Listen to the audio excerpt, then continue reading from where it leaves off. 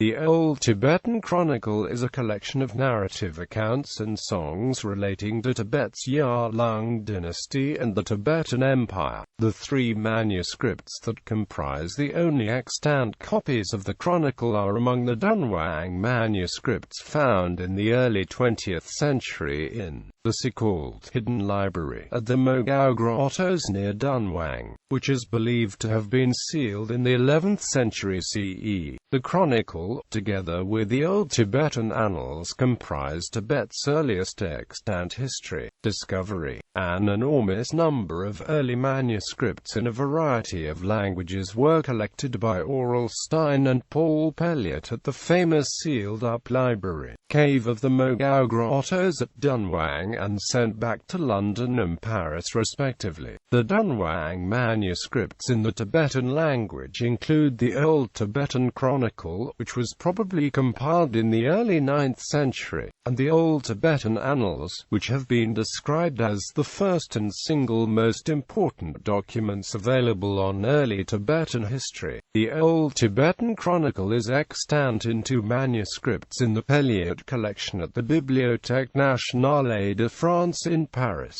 and some manuscript fragments. The main scroll comprises Pelliot Tibetan 1286 and Pelliot Tibetan 1287. The Tibetan text is written on the blank verso sides of panels pasted together from Chinese scrolls. In the first critical edition of Pelliot Tibetan 1286 and Pelliot Tibetan 1287, Jacques Baquet and Charles Toussaint considered them to represent separate texts and referred to Pelliot Tibetan 1286 as Principauté ancien, again a Généalogie des Rois, but following the suggestion of Gezayure, both are now considered to be two parts a single original manuscript and can be referred to together as the Old Tibetan Chronicle. In addition, two folios from a single original manuscript, Pelliot Tibetan 1144 and Old Tibetan 1375, overlap with narratives found in the Chronicle, though differing in certain details. Contents. The Old Tibetan Chronicle is a composite text of various lists, narratives and bardic songs arranged to form a single account of the reigns of the Tibetan emperors. As the list of the Tibetan emperors found in the narrative ends with Udumtan, later known as Langdama, the Chronicle must have been compiled during or soon after the reign of this emperor, that is, in the 840s.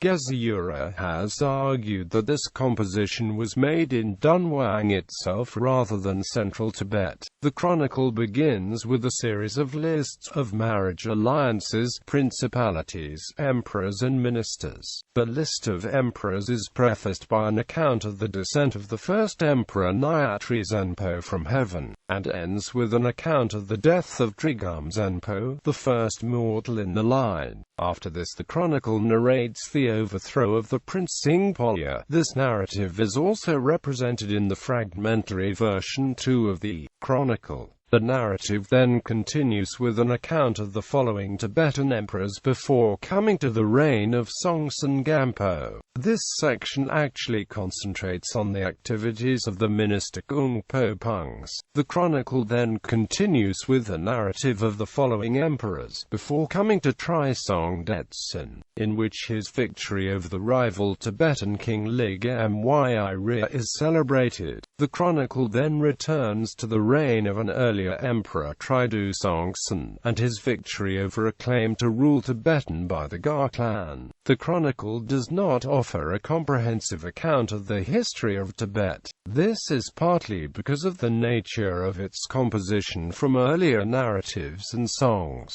It has also been argued by Lavos Ligeti and Gezayure that the material in the Chronicle represents the interests of specific Tibetan clans, namely the Dba and Liang clans. In this it is comparable to another early Tibetan historical text, the Testament of Ba, which represents the interests of the Dbe clan. Contradicting later Tibetan Buddhist histories, neither the Annals nor the Chronicle make any mention of Buddhism in the reign of Songtsen Gampo. However, the Chronicle does say that, during the reign of King Khrisrong Ld. the incomparable religion of the Buddha had been received, and there were viharas in the center as well as the borderlands of the country. Problems with chronology. It has been clear since the Chronicle was first published that there are problems with its chronology. The victory over Ligam Yire is narrated in the section on Trisong Detsen. Yet in the victory song and the following narrative, the emperor named is Songtsen Gampo, who ruled over a century earlier. Furthermore, the Chronicle ends in the reign of Tridu Songtsen, which should come between Songtsen Gampo and Trisong Detsen. There are two main theories regarding this anachronism. Ariane MacDonald and Yoshiro Amida have argued that the problems with chronology arose because the Chronicle was composed from a variety of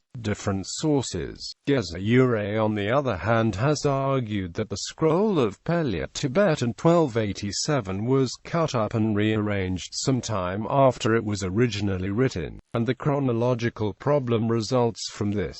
He suggests that this later cutting and pasting may have been done specifically in order to associate the conquest of Ligam Yire with the emperor, Trisong Detsen, pointing out that the Bonpo historical tradition also makes that association.